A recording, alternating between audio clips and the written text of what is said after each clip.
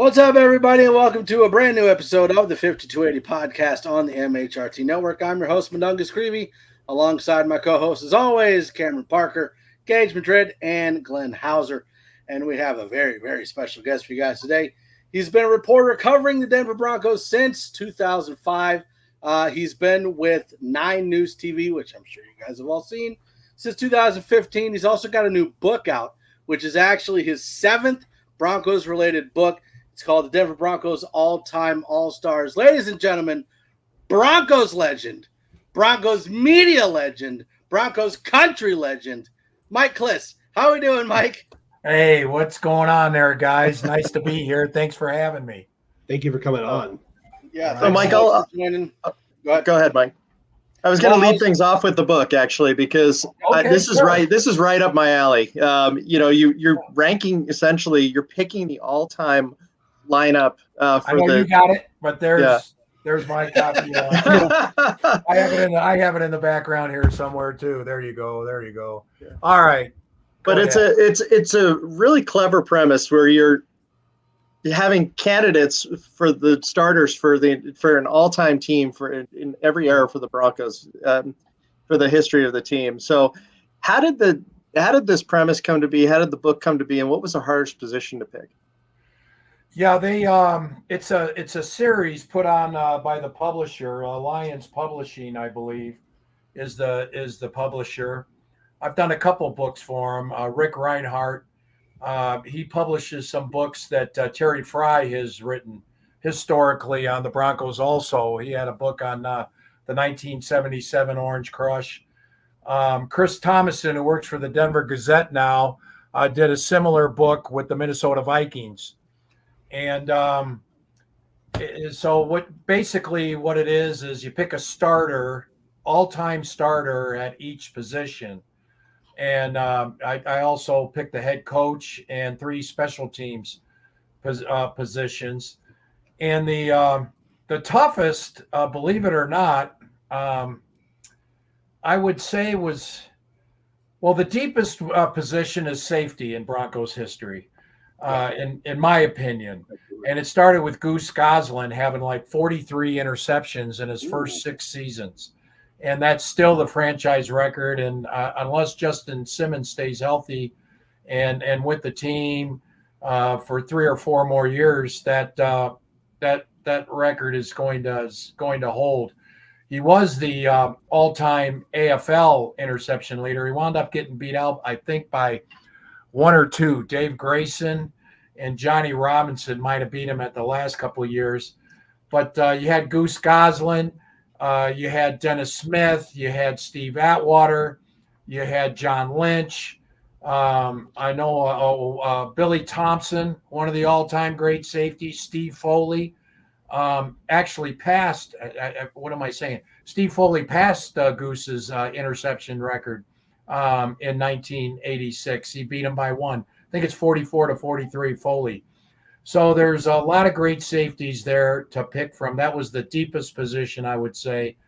The toughest, though, was fullback because of how that position evolved. Jim Brown, for instance, fullback used to carry the ball. Jim Brown was a fullback, probably the greatest running back of all time. Let's see here. Franco Harris with the Steelers in the 70s was a fullback, probably the latest of the fullback. John Riggins, he and John Riggins were the last of the ball-carrying 1,000-yard fullbacks.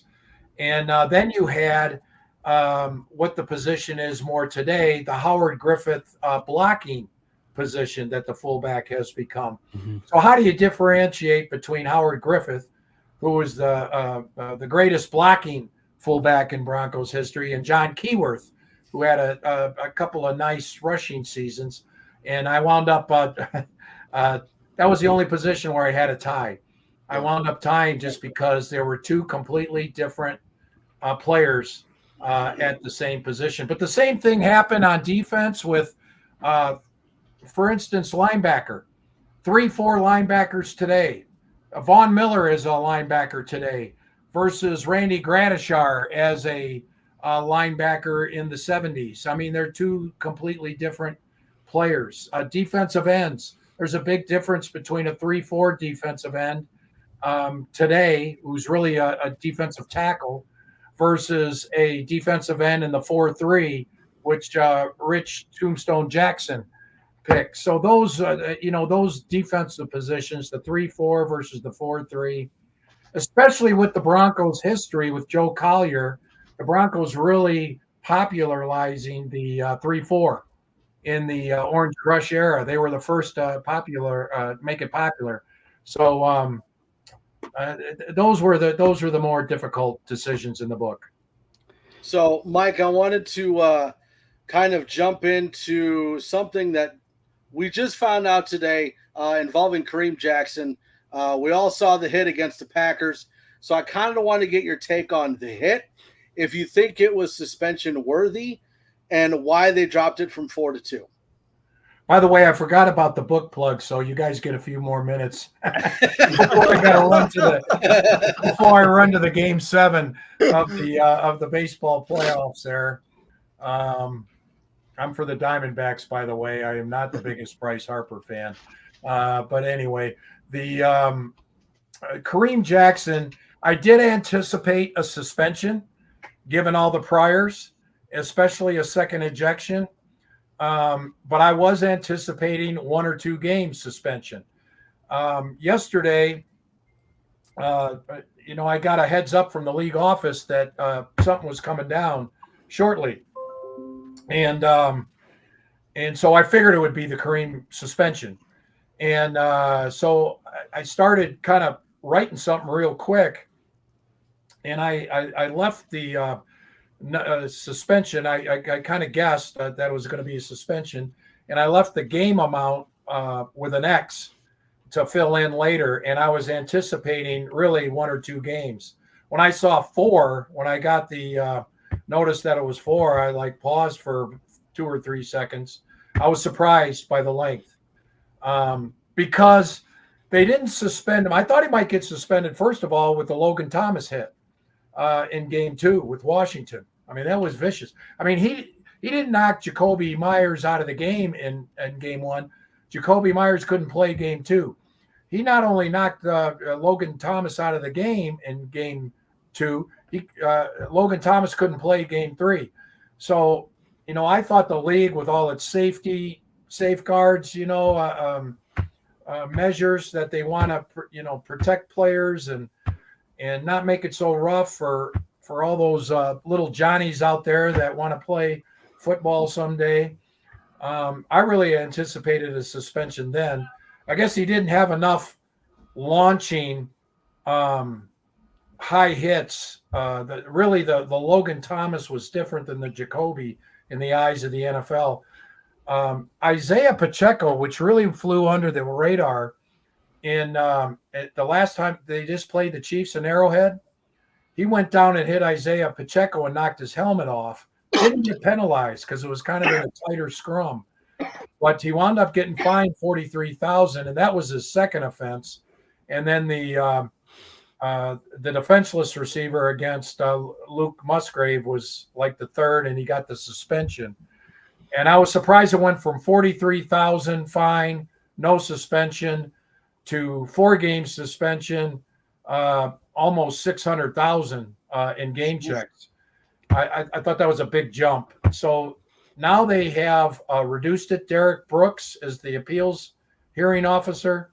Mm-hmm. He reduced it from 4 to 2. I think John Runyon from the NFL office purposely set it at 4 to kind of jolt everyone, knowing that it would probably be cut in half because they've been through these kind of things before with Derek Brooks. Derek Brooks, who knows about hitting and live game action and how difficult it can be to have the proper target, reduced it to 2 games. So he saved about $279,000 plus in game checks, and he, the Broncos only lose him for 2 games as opposed to 4. I think the 2 game is appropriate.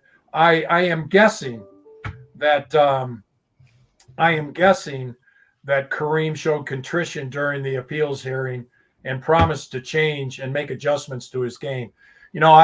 we all complimented and praised Kareem for being 183 pounds and being such a vicious hitter. Mm-hmm. You know, he uncoils. It's a really remarkable how he does it. Yeah. But this year he started hitting high, and he started getting penalized, and worse, it was hurting the team. Mm-hmm. I thought he was a big reason why they lost to Washington. It was 21-3. The Logan Thomas hit.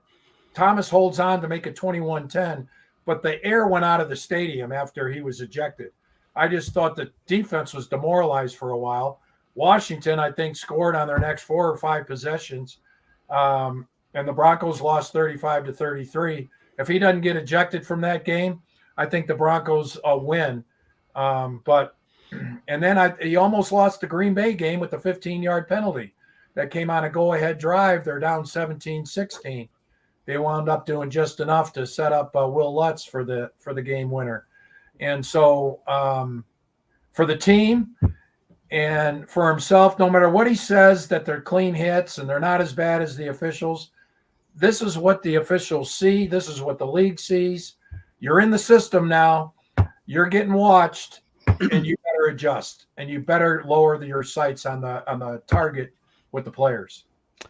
Yeah, 100%. And I was going to say he even had maybe a more egregious hit against his former team a couple of years back when they played the Houston Texans on DeAndre Hopkins when he was there. Yeah. And I remember that. He just uncoils, and Yeah. it's a vicious hit. Even when he hits in the thigh, these guys are paralyzed momentarily.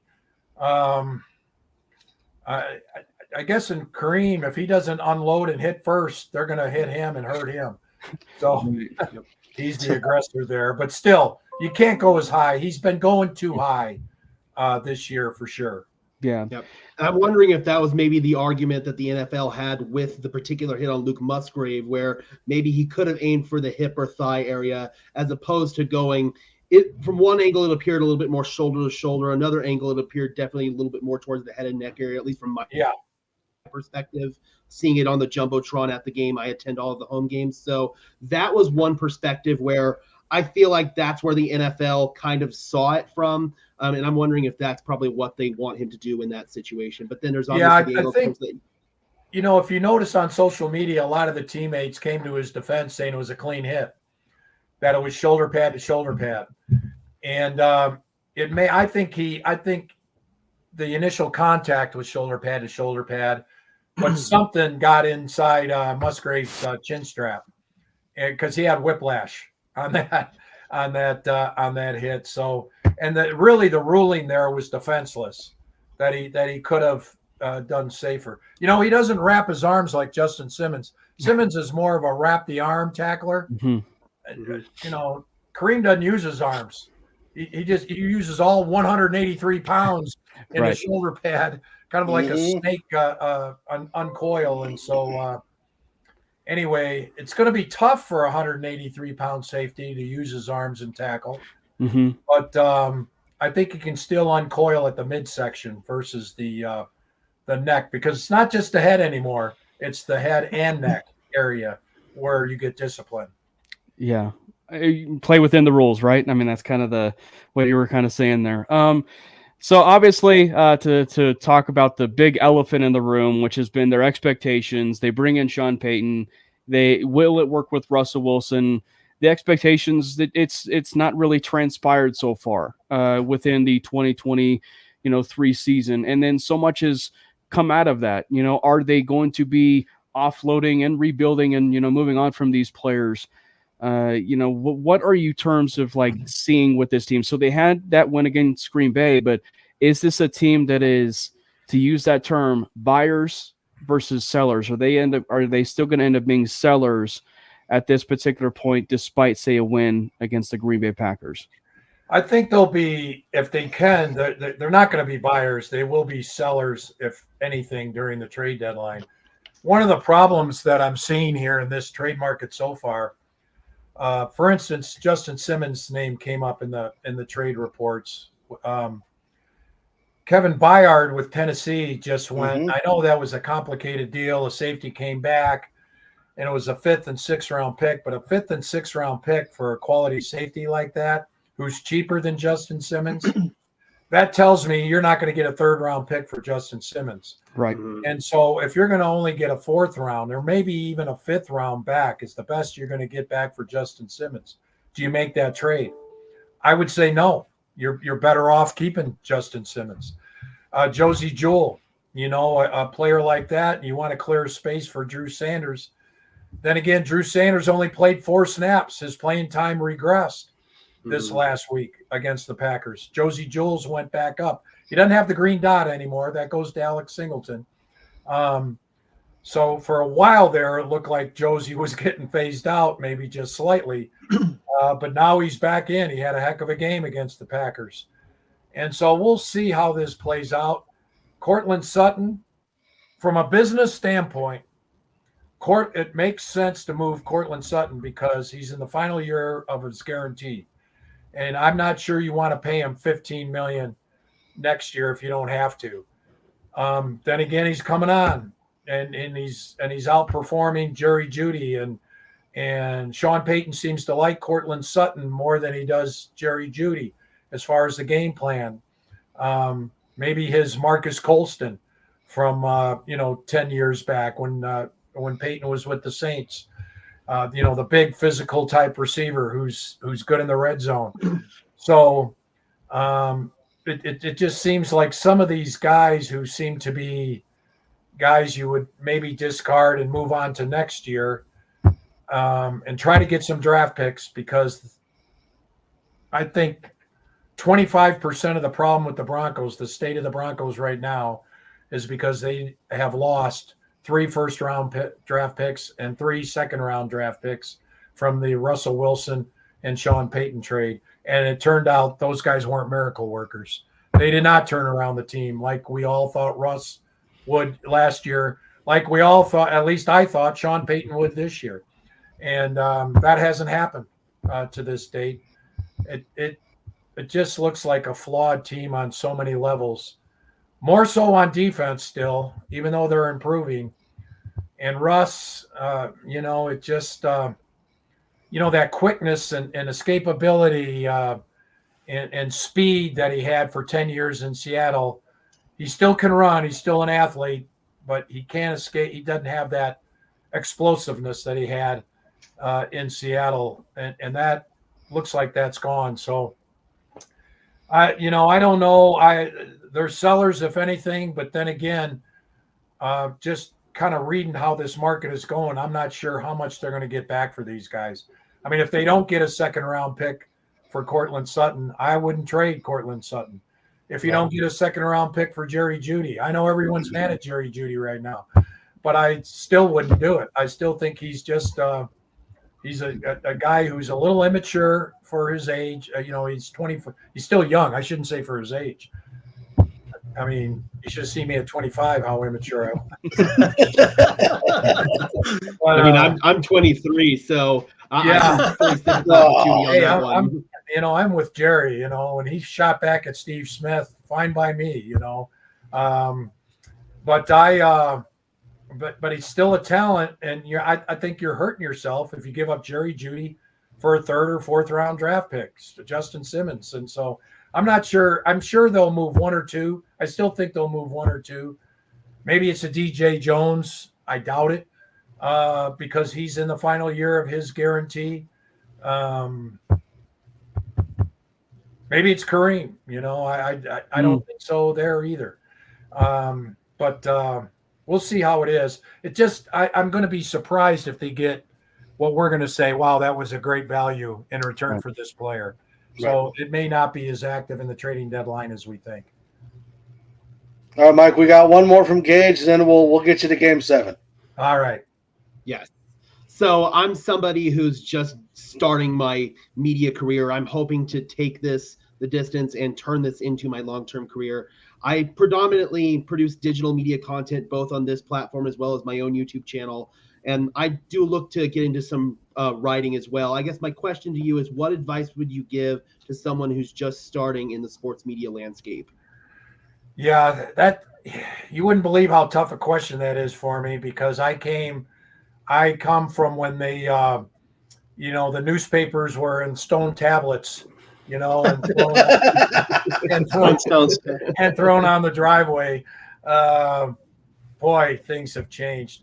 I remember the internet when the internet was coming. And, I kind of started at the Colorado Springs Gazette-Telegraph in '84. And there was all this buzz about the internet. And it really started in like '88 with the newspapers. And no one knew it that until really the mid '90s. Or I shouldn't say that. No one really started tracking the internet until around really 2008, 2009. And believe it or not, I mean, it was still a newspaper-centric media coverage until that time. And you're way ahead of me is all I can say. I'm not kidding when I'm talking about my immaturity at 25. I was playing slow pitch softball, drinking beer. I was a convenience store clerk. I worked for the weekly newspaper. I worked for the local Aurora, Illinois radio station doing sports. I was an umpire. I had like 6 jobs at one time, and I moved out without a job to Colorado Springs in 1984. And the only advice I have is just work hard. Just keep working. I don't know what that looks like. You in digital, and by the way, that intro you had to this segment was just fantastic, really impressive. So, this whole streaming stuff, I wouldn't have any idea how to get this thing going. And so you're way ahead of me. Don't get discouraged, because there will be some discouraging times, or disappointing times, I should say. If you get rejected, send out 10 resumes or make 10 more calls the next day. Write a couple stories for your blog. Whatever your website is. Writing's important, though, and I also recommend to you guys to read good writing. We were lucky in our day that we had Sports Illustrated, which had the greatest sports writers in the world. But I also read Pulitzer Prize. My hobby is reading Pulitzer Prize winning fiction every year, going back to my birthday in 1959. It's something I accomplished a long time ago, and I get to update my hobby every year. And but that's great writing, and it helps you become a better writer, and that's very important. I think it's underrated as you advance in any life skill is your writing skills. And so if you were in school and you said, why am I taking English? I will never need English. You're going to need English. Speaking well, it's not obviously present company here. You don't have to speak great. I chop it up. I stutter and stammer with the best of them, but they kind of forged a different path for me. And but for media in general, I would say just work hard. The digital internet web, that is the place to go. In 10 years, that'll be the only place to go. And just keep doing it, man, and outwork the guy next to you. Well, Mike, we greatly appreciate you joining us on here. It has been an absolute pleasure. Once again, he's got the new book, The Denver Broncos All-Time All-Stars, the best players at each position for the Broncos. Make sure you go out and grab that book. There you go. As well as the other 6 that he's got out there on the Broncos. Yeah. I had 2 Tebow books. Yeah.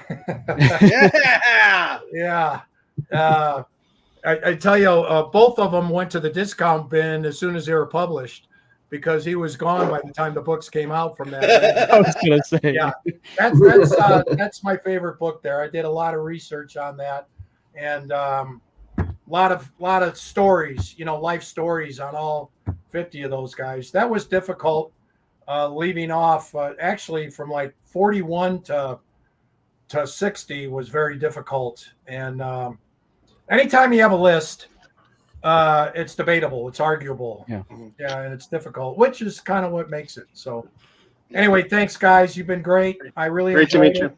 You guys are up on your stuff. You know your stuff, as Irv Brown used to say. And all the best to you. Thanks so much. Mike. Pleasure meeting you. So much, Mike. Yeah. Almost thought we'd lost Glenn too. Yeah. Choked on his Oh water my gosh, there. dude. Oh, the water. I couldn't get the mute going. I was waiting to see if you were The second Mike on leaves, this the camera. podcast goes off the rails. Oh, that was great. Awesome, man. That was fantastic. And I do apologize to anybody in the chat that has some questions I wasn't able to get to. I tried to summarize questions, but he was on a time limit. I didn't want to keep him past his time. So go ahead and hit him up at Mike Klis on Twitter if you got questions for him. I'm sure he just loves that. Just tag him in everything. Well, hopefully we can have him on hopefully we can have him on again in the future. I have a whole page full of questions. Yeah, there's everything going on tonight. You got the Nuggets, you got the Avs, you got Game 7. Just everything's going on right now. Which I was gonna say, which by the way, to go real quick to the Nuggets, their championship ring is fantastic. So if you guys have not had the opportunity to take a look at that, as much as I love the Denver Broncos Super Bowl 50 ring, it blows that thing out of the water. I mean, it is so crazy to see the advancement of what's become of some of those ring ceremonies. And so if you haven't seen the ring and ceremony with that, it'll bring you to tears. So it's not even halftime. The Nuggets are up 60-48, and Joker has 19 points. So there you go. There we go. All I'll right. take it, man. But I did kind of want to go back to what Mike was talking about with, we've been talking about this player getting traded, that player getting traded, and rebuilding the team. But it makes sense what he was saying, where the Broncos are not just going to trade somebody to trade somebody. You're going to get something out of it, and if you're not going to get the value out of it, you're not going to trade them. I don't think the Broncos trade anybody at this point. That Bayard deal changed everything, I think. What do you guys feel like? Well, I mean, especially from I Justin. agree, like that. Yeah, good. No, Mike. Sorry, no. Somebody talk. We're all Don't make me start coughing again, guys. Don't make me. I had made a video the other day, or actually last night, talking about this very thing after the Kevin Byard trade went down. It's like, if the Broncos, and Mike said basically the same thing, if the Broncos are only going to get a 4th, 5th round pick and maybe a mid-caliber safety like a Terrell Edmonds, then what's the point, man? If there's a team out there like, say, the Miami Dolphins that's maybe willing to overspend for a guy like Justin Simmons, maybe the Detroit Lions, someone in a championship window, but if all you're going to get for him is the equivalent of a bag of peanuts, then what's the point? Yeah, and especially with teams that are desperate. I mean, especially with teams that are desperate, and especially from the ideal scenario to put him in the NFC, it would be the Detroit Lions. But how desperate are the Detroit Lions going to be? That's really the question. But still, it's something we've had this conversation before. But it's like, if you are given a 2nd round draft pick for Justin Simmons, you are definitely taking that. You're definitely taking that deal, but maybe like not anymore. Maybe like with the way things are certainly going, and with the way that the market value is, right? And so it's just but I thought it was really interesting, those comments though that he mentioned about about them possibly not even trading anyone. I thought that was a little bit interesting. Which there's a lot of ways to skin the cat on that. In terms of interpreting it from. This is Sean Payton's first year. He probably wants to see what he wants to build around after that first year. And then maybe you see some moves happening in the offseason, right? So there's probably that perspective. But then there's also what he brought up, right? The fact that there's probably no value. And when you are a really bad football team, it's possibly really hard to get value for those types of players. Now, that said, Cortland seems to be upgrading his value a little bit more.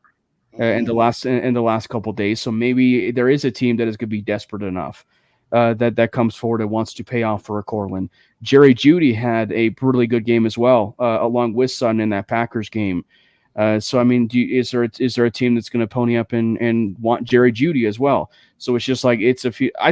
But I will say, I thought his The interesting name that I thought he popped up, I thought was DJ Jones, and that's one that we've not mentioned at all on the show. So the fact that he mentioned DJ Jones is a little bit interesting to me, and because I will actually be honest, if we're talking about defensive line, that's actually one of the weakest things that we've seen so far with this team, is that the rush defense is putrid right now. Yeah, and it's been even more putrid at times when DJ Jones has been out of the lineup. So, I mean, I could very easily see a team potentially wanting to go out and add a piece like DJ Jones, but at the same time, man, do you really want to just exacerbate a problem and get rid of DJ Jones and just make your run defense even worse? And something else that Mike had alluded to with Courtland Sutton was he was also kind of raising his value in this Sean Payton offense as potentially like the Marcus Colston role in this offense. So perhaps Sean Payton views Courtland Sutton as somebody that he wants to keep around for the role that he has in this offense. And maybe Jerry Jeudy, who's kind of had a couple of different roles in this offense, maybe he could be the one that could be a little bit more expendable in this given scenario. Or it's as we're skinning the cat, it could end up he likes both and wants to keep both. So it's just like, it's just the whole thing is just can be interpreted in so many different ways. Yeah. Yep. 100%. And so you look at the last since the beginning of the season, right? Offense up, defense down. Now it's switching. Like we know what we have with the defense. We know that they're bad in stopping the run. We know that they're going to give up yards, but we know that they usually hang tough in the red zone, right? At least that's what we've seen over the last 3-4 games. My question is the offense. What is going on with the offense, and why can't we score in the red zone? Why can't we get the plays when you need them? What is it, a Russ problem? Is it a line problem? Is it a running back problem? Receiver? What is the issue? Well, Mike, we actually did score in the red zone, and a penalty took that score off the board. It was Javonte. But I think another issue that we have is that we have an incredible asset in Jaleel McLaughlin, and he's getting 10 touches a game. Like he had 7 rushes and 10 touches, and the guy is averaging over 6 yards per carry. I mean, it just doesn't make any sense that we are not showcasing him. It was nice to see P. Ryan actually break out a little bit. The three-headed monster that is the running back room had a good game. But I think we're not giving a lot of touches to some of these young stars that really have shown that they could put some yards on the board there.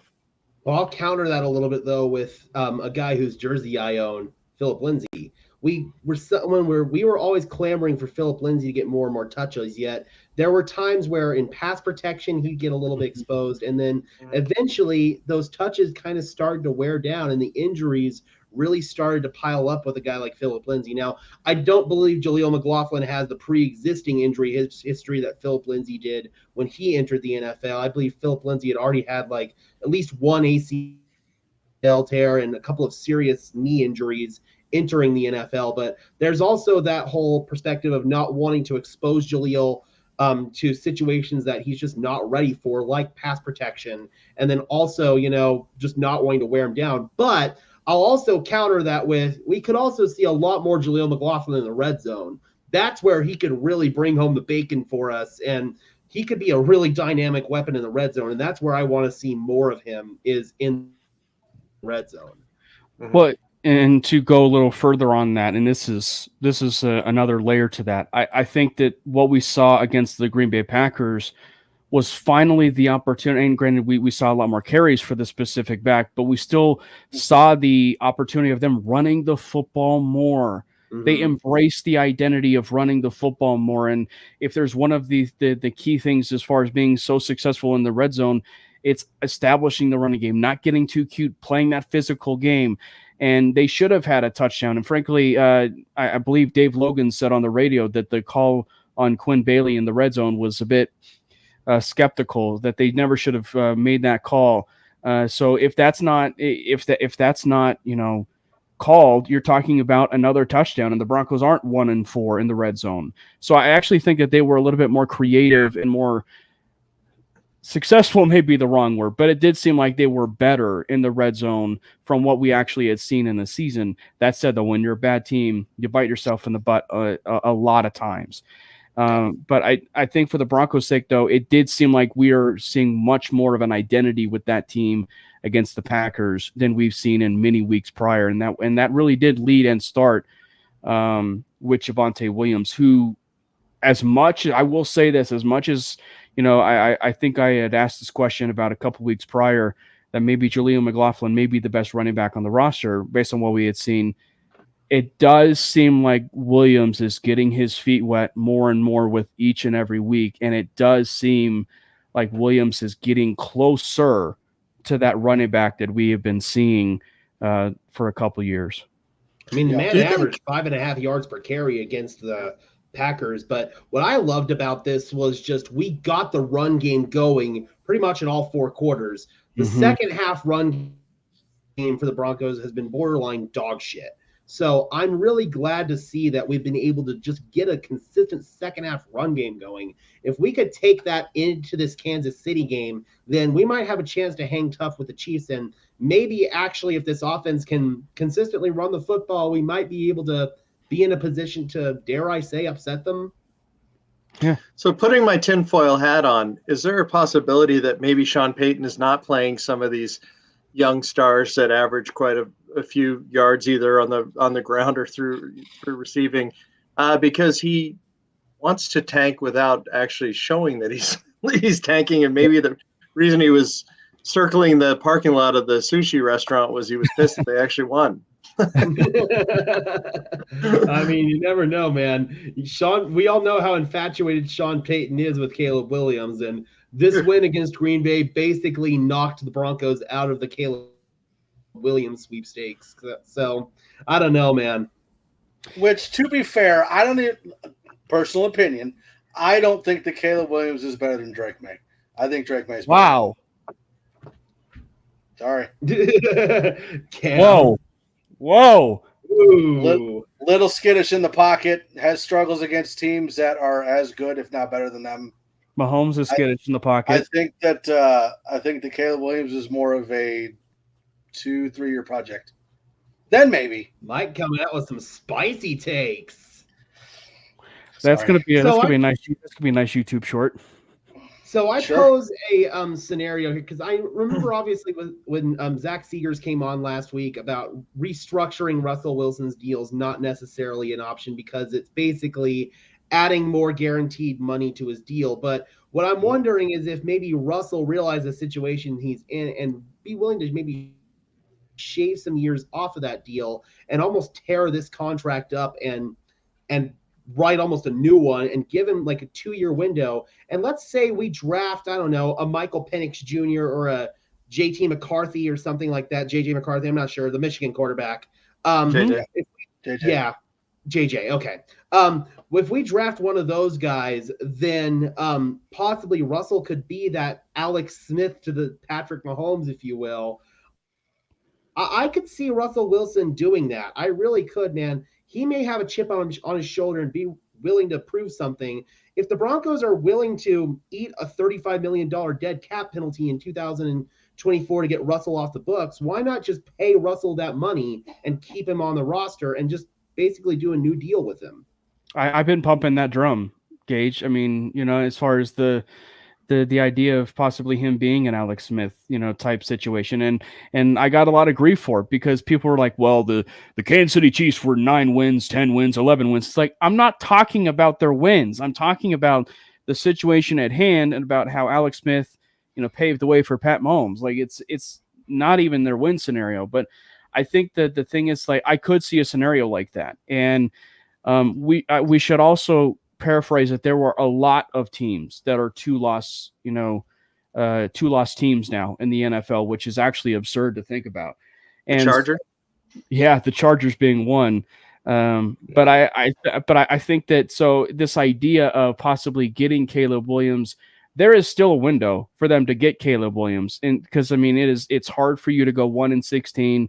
It's hard for you to go 0-17. So it's hard for you to go winless. It's hard for you to, it's hard for you basically to sell yourself. I mean, think about it. The Houston Texans, granted, they lucked into CJ Stroud, but the Houston Texans were guaranteed coming into last season to get the number 1 overall pick, and they screwed around and won a game they really should not have won and got the 2nd overall pick, basically. And granted, they got CJ Stroud and Will Anderson out of it, and D'Amico Ryans is their new coach. But, still, there's definitely that scenario where, the Broncos can still find themselves in the Caleb Williams sweepstakes. I do think it's less likely, still. But to what you brought up about Michael Penix Jr., the only thing that puts cold water for me as far as him possibly being a quarterback to learn under is his age. I think it will be. I think he'll end up being, what is he, 20? What is it? 20? He's gonna be 25 or 26. Or 24. No, he's 23. Okay. Oh, so he's my age already. Oh, okay. Yeah. Well, and my big thing is the multiple knee issues that he's had already. Yes, that was also one of my concerns with Penix. That's the concern for me. But guys like Cam Ward, JJ McCarthy, or some of those guys that I would look into absolutely to possibly draft. And who still knows about Shador? I think he stays, but I mean Shador would be perfect. I mean and you hear his name a lot in terms of the system. So, but the Alex Smith idea is definitely one that I've been driving for sure. But I will say, not to pour even more cold water, that if this trend continues and Russ does play bad, I do think he didn't play as bad in that Packers game. Then it was actually a pretty decent game that I saw in that Packers game. But if the trend continues and he plays really bad, you have no choice but to possibly move on from Russ. There were some people I talked to, at that game that still feel like they may move on from Russell Wilson after this season, which that would create a massive bombshell, in the NFL news community. Well, but to Gage's point about tearing up the contract, I think the players union would have a conniption if he did do that and took less money. That's certainly not the direction that they would be in favor of. And I think other players in the league would probably be pretty incensed at a star. I think he's a Hall of Famer, like a Hall of Famer type player, changing his deal to pacify a team. Yeah, I think one of the other things that I've seen going around is when you talk about the Alex Smith, Patrick Mahomes thing, people are like, oh, well, that's what Russell Wilson is doing right now for Jarrett Stidham, and Jarrett Stidham is going to be the guy going forward. No. Did someone actually say that? Yeah. It's all over the place. I'm just going to pass that off to you guys, let you guys talk about that one because it hurts my brain. I think if there's first? I've heard enough. Please do. Go ahead, yeah. Jarrett Stidham cannot play. We've seen it.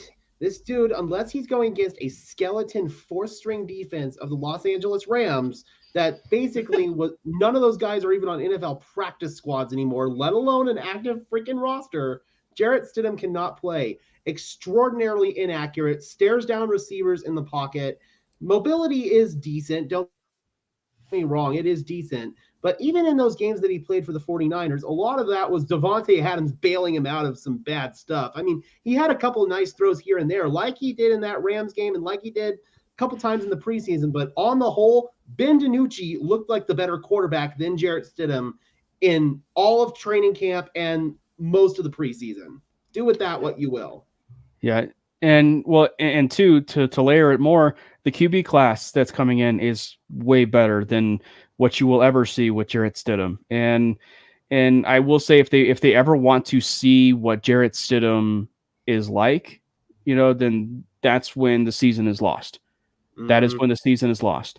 And so, if there's a moment where the Broncos are, for all intents and purposes, eliminated from playoff contention, and you actually see them start Jarrett Stidham over Russell Wilson, that's not only a cue that they will move on from Russell Wilson, but it's a cue that they want to see what they have in Stidham and that they are going to be looking at a draft quarterback in 2024.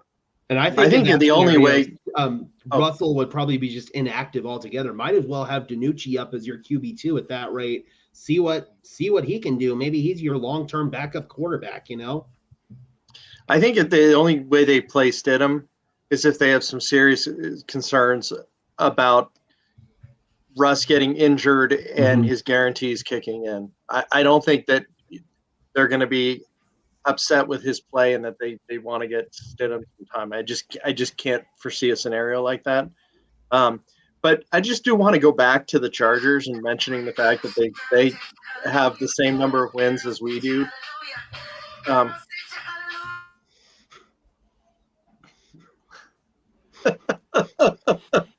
right there, Bruno. We're in an NSYNC concert now. When is Justin Herbert? When are we going to stop anointing this guy as a top 5 quarterback, top 10 quarterback? When I believe I saw a statistic that he's lost more games than any quarterback since he actually entered the NFL. Yeah. But he's still revered as one of the top players. I don't know if it's because he's a nice guy, big arm, looks the part, but at what point does does some of the spotlight point on him and he gets maybe some of the same sort of grief that Russ gets? It's a fair question. I think the one thing that I will say is you're probably going to see it more on the film side of things versus the box score watchers. But I think even then, that's when the film gurus will jump in and say, well, even then he does have all those losses, and maybe it's time, despite the contract extension. It's one of the reasons why I did ask before the season started, who is under the most scrutiny? Is it Justin Herbert or is it Kellen Moore, right? And so, like, if Justin is not living up to his contract that he just got, and getting all these losses, it's basically going to be trouble for the Chargers, right? And you are going to be stuck with that contract for a little bit, right? You're going to be stuck with that contract for a little bit. So they are going to find themselves in a little bit of a hairy situation with Justin. And I will say, I do think he's still a really good quarterback, but the losses will add up on you. And you can definitely be an elite quarterback or a good quarterback. I still think he's top 10 worthy, but top 5, he's not top 5 right now anymore. I mean, you have to win games and win them at a high level for you to be consistently there to be a top 5 quarterback. And some of this with Herbert, I mean, don't get me wrong, is a product of the horrible organization that he plays for. I mean, the Chargers are probably one of the worst coach teams in the league right now, not from necessarily the offensive side, just from a head coaching and defensive side. And obviously, Justin has covered some of those warts up, and Kellen Moore, I think, is actually doing a pretty decent job. But Herbert, I can't excuse some of the missed throws that he has, some of the times where he stays stationary in the pocket when he has the ability to escape and make crazy stuff happen. We see him do it. It's just there's a certain lack of consistency and a lack of clutchness, if you will, from Justin Herbert that I feel like even dates back a little bit to his time at Oregon. One of my biggest whiffs was Justin Herbert coming out of Oregon. I thought that he wasn't even a first-round caliber quarterback just because of those inconsistencies that we saw from him at Oregon. And granted, a lot of those inconsistencies have gotten better at the NFL, but now some of it's due to the situation around him, but some of it's due to Justin Herbert himself. They're starting to rear his ugly head.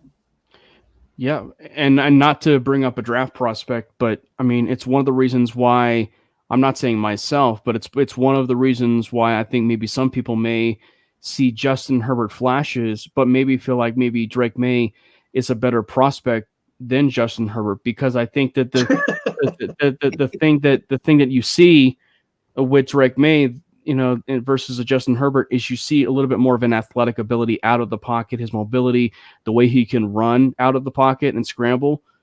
Justin Herbert, he has somewhat of that in his game, but Drake May has that just a little bit more. And so, but I mean, the accuracy, the arm movement, right? The arm angle that he throws from is rather the same as Justin Herbert. But it's just like, I mean, so if you want to, do a comparison, like, it's one of the reasons why probably some people feel like a guy like a Drake May may be a little bit better than a Justin Herbert coming out right now. Well, and I think personally for me, the Broncos are probably looking between like pick 7 and 12.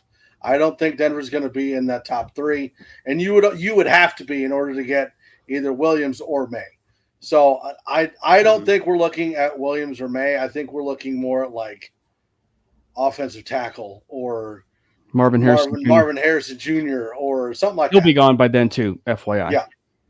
I think we have to have an interesting conversation right now because according to Tankathon, the current holder of the number 3 overall pick is the Arizona Cardinals. And they're kind of at a very interesting crossroads right now with their highly paid quarterback who's potentially going to play this year. If he does play, then I feel like that draft pick might obviously get a little bit. Yeah, but I also see a scenario where, let's say they play Kyler and they don't win a lot of games just because they're not a talented team, but they see enough from Kyler to be like, okay, you're our guy moving forward here. Do they potentially trade out of that pick, and would Denver be interested in trading into that pick to get a Drake May? It's such an interesting conversation because, like when you look at it from the situation of what Denver did in being aggressive, right? Do they want to be aggressive again? Right? Like, do they want to be aggressive again? And we don't know that answer. And the one thing you can say is, George Payton pre-ownership was aggressive. He was aggressive going out and getting Russell Wilson. But does the ownership and now the actual stability that's there for the Broncos franchise, do they want, and with Sean Payton, do they want to go up and go out and get that quarterback? I will say, and I've been beating the drum, that if you find your quarterback and you want your quarterback, regardless if you, on the people who are outskirts, regardless if you feel like he's the guy or your guy, if you think that he's the guy you want, you should make that move 100%. Go out and make that move 100%. Go out and get your guy, make the necessary move that you need to have happen, and let's try and make it work. And it will be very interesting if the Bears end up with the first 2 picks and exactly how they choose to handle that. I think it's pretty safe assumption that they're going to move on from Justin Fields. But do they actually then make that second pick, or do they drop down? And if they do drop down, how far would they go? Like, I think that if they actually traded it, they would probably go down at worst to maybe 3. And that way they could guarantee that nobody could jump them, and whomever was selecting number 2 would get their guy, and the Bears would still be able to get their second player, so they would actually get the 2 stars that they wanted and maybe pick up a couple other assets in terms of picks. But it's really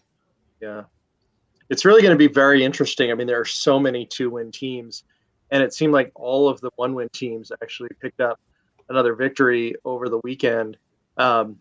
And the only one that didn't gain any ground was the Carolina Panthers, or mainly, because they didn't play, in the Arizona Cardinals barely lost to the Seahawks this weekend. So it's definitely going to be very, very interesting as the season plays on. Yeah, trying to figure out exactly what they're going for, and I could easily see Denver not trading up. Like, let's say they land in like the 6 to 9 range. I could see them not trading up, waiting until later round to get a quarterback, and going with like a Joe Alt, like the tackle from Notre Dame. This dude's huge, like 6'8" tackle out of Notre Dame, probably the second best tackle in the draft. I could see him going that route because I don't see anybody defensively front line that you would get in the first. So to me, it's like quarterback, Harrison, or tackle. Yeah, but even then, that's an interesting conversation talking about drafting a tackle. You know why? The Broncos' offensive line is sneaky good this year. Like the Broncos' offensive line, well. Bowles is playing really. Cushenberry is playing fantastic. Yep. So like that, I mean, like the Broncos' offensive line actually is sneaky good right now, and so they're playing really well. And so, do they really want to find themselves, in terms of getting a tackle, and versus maybe the cheaper alternative and grooming Alex Pachevsky, for that left tackle spot once Bowles' contract is off the books? I was leaning more towards right tackle. No, well, you're kind of stuck. You're stuck with Big Mike. You're stuck with him for a little bit, and you just hope for the best there.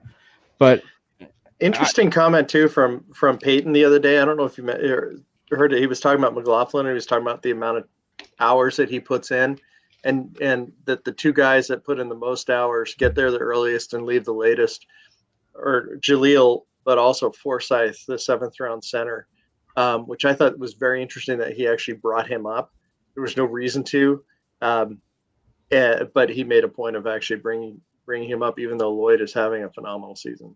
Well, Lloyd is in a contract year, though, and I actually saw a discussion with Nick Kendall on Twitter. I believe it was between him and Frankie Abbott of Frankie's film, and they were talking about Lloyd Cushenberry. I believe it was Frankie who was advocating for the Broncos to pay Lloyd Cushenberry, but then Nick countered it, was like, they are developing guys such as Alex Forsyth and, dare I say his name, Luke Wattenberg, who's actually apparently looked pretty decent in practice of late. He had an up and down camp, but apparently he's doing really well this season so far. So good for him, man. Maybe the Broncos don't want to use the necessary financial capital to pay Lloyd Cushenberry, and they're trying to groom an Alex Forsyth to be their center of the future.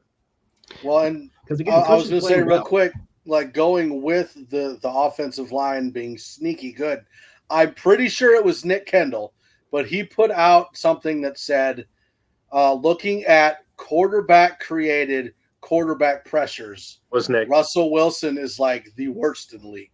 Like he creates the most amount of pressure on himself. Yeah. Like 24% of the time. His entire career, honestly. Yeah. That's just who Russ is. Yeah, and that really is who he is. But but to what you mentioned at the beginning, though, Mike, so if that offensive line is sneaky good, the Broncos are going to find themselves not in an offensive line conundrum. They're going to find themselves possibly in if Marvin Harrison Jr. falls to this area, we need to consider taking him, or you start looking at the possibilities of getting, getting like a Keon Coleman, possibly in this type of scenario, who's a 6'4" wide receiver, right? Which would maybe say that maybe they want to move on from Cortland, or they want to double up on, or I should say triple up, right? Because you got Tim Patrick, Cortland, possibly, in a Broncos uniform in 2024. So Keon Coleman becomes a part of that conversation. So as well. So maybe you do go the wide receiver route versus the offensive tackle position. Yeah. What do you think Justin Fields would command if the Bears do choose quarterback as I expect? What do you think? 3rd or 4th round pick? What would you guess? Probably 4th, maybe. I want to say 5th, but I feel like someone would probably give up a 4th just because of the potential that he has. Wouldn't you do that? Yeah, I would. If we didn't get a quarterback, would you give up a 4th for Justin Fields? Yeah. Okay, well, I'm going to actually propose a little scenario here with Justin Fields. We all know how special he is with the ball in his hands, right? Just as a playmaker with the ball in his hands. We don't necessarily know about how he's going to fare long-term as an NFL quarterback, but could he change positions? Could he change positions to maybe, I don't know, wide receiver?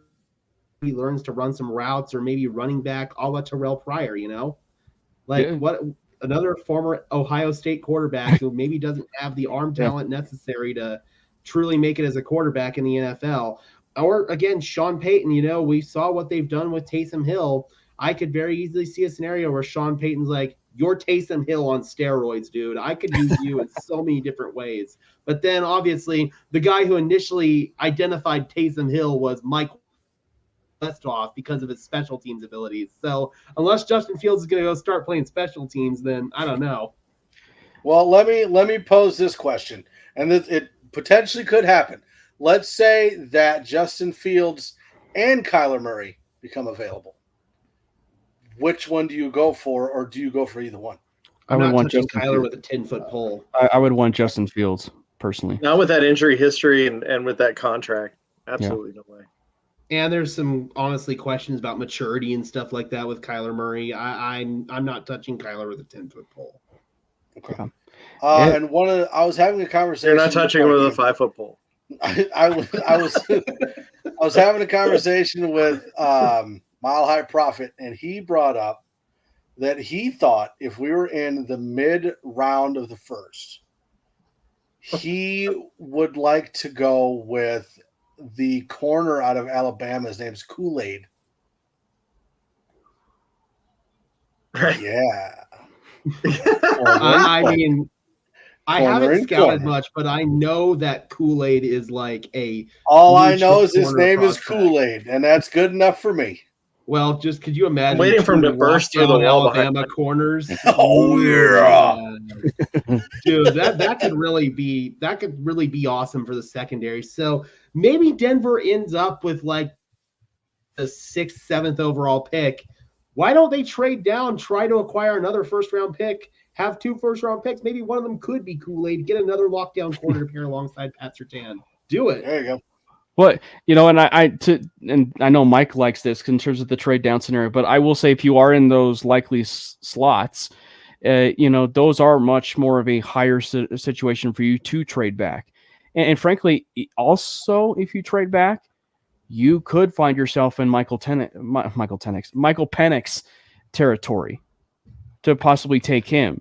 Because I think that people will over evaluate him to the point where his age, the injuries.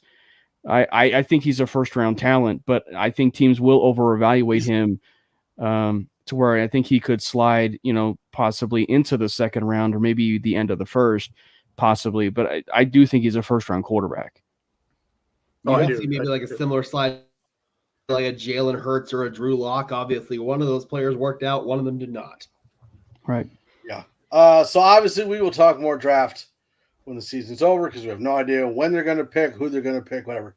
But I do want to get your guys' opinion on the next game against the Chiefs. Do you think we can pull out a win against the Chiefs at home?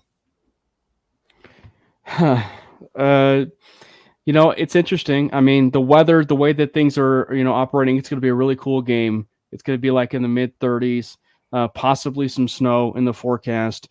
So I think if you want to continue the theme of running the football and really pounding the rock and successfully doing it, this is one of those games, you know.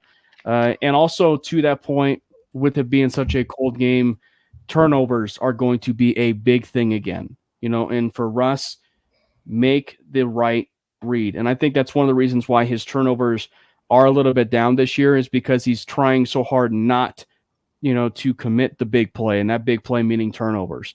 And to that point, it's probably why he's maybe taking the safe route just a little bit too much in terms of down the field a little bit more.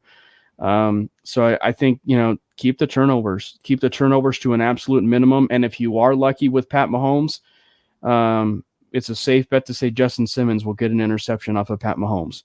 So, I mean, just create turnovers, create the pressure off of him and see if you can come away with a win. That's the only thing I'd bet on is that Simmons is going to get an interception off of Mahomes. I do not see the Broncos winning this game. Yeah. Unfortunately, you know, we're just not doing enough to pull away from other teams that we've played and finish the job. I mean, we barely held off the Packers. They were certainly driving down to make that game-winning field goal. I mean, just look at what we had to do to win our other game. It's just I just don't think it's in the cards for us to break the streak this week. And last time when we played the Chiefs, when that game was actually close, it was kind of mostly because the Chiefs were playing with their food a little bit. It was kind of like the cat who tortures their mouth and just flings it up in the air and plays with it, and then they finally kill it and eat it. That's basically what what the Chiefs did to the Broncos last Thursday. I don't think that happens again. I really don't. Pretty accurate. Yep. I really, it is, man. It's way too accurate. I just don't think that's what is going to happen. I think the Chiefs are going to be a little bit more balls to the wall in this one. They're going to be a lot more disciplined, not do some of the crazy shit that they did in that first meeting. Sean Payton's going to be ready to exploit that. So I think Andy Reid's going to be a lot more on his P's and Q's in this one. And the Broncos just don't have the talent level to compete with the juggernaut that is the Kansas City Chiefs. They absolutely just destroyed the Chargers, especially in that second half.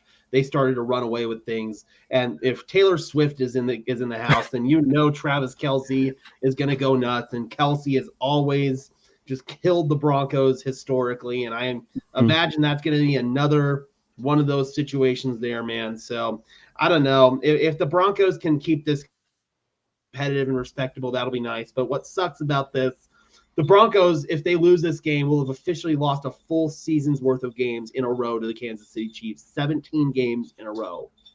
Mm-hmm. Yeah, and I'm kind of in agreement. I don't think Denver wins this game. I think they keep it close, but I just don't think they get the win. I am curious to see how PJ Locke is going to play and how they're going to use him at the safety position since Kareem Jackson is not there.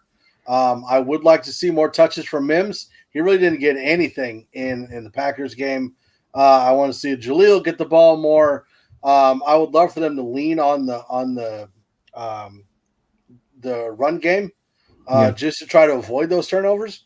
But I do think that the Chiefs come out of Denver with a win. And I did have one more thing that I forgot to mention because we continue to talk about how the refs suck. But how about that PS2 interception that they said was an interception? I mean, screw you, officials. All right. Actually, Steratore backtracked on that, and of course he did. Yeah. Whether he got clapped back from the front office. He got those cheeks Whether he clapped, did, of course he did. He got those cheeks clapped, and then he turned around and was like, "Oh, sorry." Yeah. It's all about accountability. I love Gene Steratore, but that's exactly what it was, man. I'm sorry. That was an interception. Pat Surtain clearly established himself with possession inbounds before Romeo Doubs did. Pat had even more hand on the ball than Romeo Doubs did. He had 2 feet in before. Yeah, it was. Yeah. I will say, from our vantage point, it was a little hard to watch, hard to watch that play because he was on the other end. But it was definitely pretty bang bang. And to credit PJ Locke. Delarian Turner Yell? Is that I don't know. Asking there? Yeah, I don't know. I think they're asking what happened to Delarian Turner Yell. He hasn't been needed. PJ Locke's back. PJ's a better player.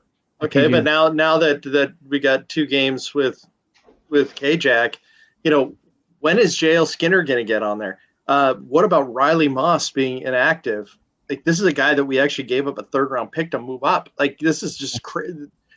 And he's not even getting an opportunity to play now that he's healthy. I just don't understand what is happening there. That Riley Moss pick is looking pretty poor right now. Go ahead, Cam. Well, I was just going to say, to give credit where credit was due on that PJ Locke play, that 3rd and 20 play was insane. It was almost like you're actually watching a Justin Simmons pick from what he was able to do.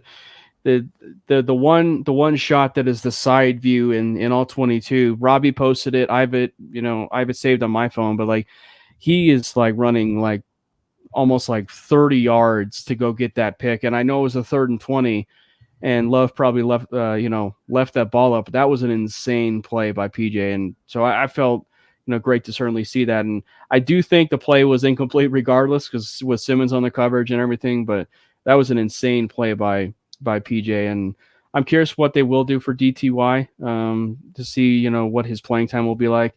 And as far as JL Skinner, part of me also wonders if this is a redshirt year for guys like JL Skinner and guys like Riley Moss. But by that same token, like if Drew Sanders, but see, that's the thing, is they're playing Drew Sanders at the very least.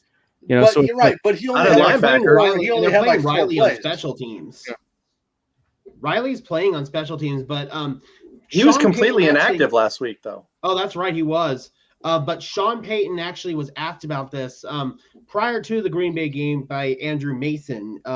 He was asked, if throwing these young players into the fire too early can really destroy their confidence. And that's something Sean kind of said without saying, basically, is Riley Moss is not ready to play. JL Skinner is not ready to play. And I've heard with JL from some sources I have inside there that it's kind of coverage issues with JL. Okay, well, not inside the building, but media sources. Gauge with the insiders inside the building. I've kind of heard it's been some kind of struggles with coverage with JL. that it's kind of been just some of that stuff with more of the mental side of his game. How much truth there is to that, I don't know, but I do trust the source that told me that. So that's kind of something I have heard when it comes to JL. Anything else you guys want to cover before we go? Not at all. No. All right. Well, we appreciate everybody that joined us in the chat, especially appreciate Mike Klis for joining us for the first 25 minutes of the show. Absolutely fantastic to talk to him. I put his links in the chat. Go ahead and check him out at Mike Klis. He's got the book coming out, that's now out.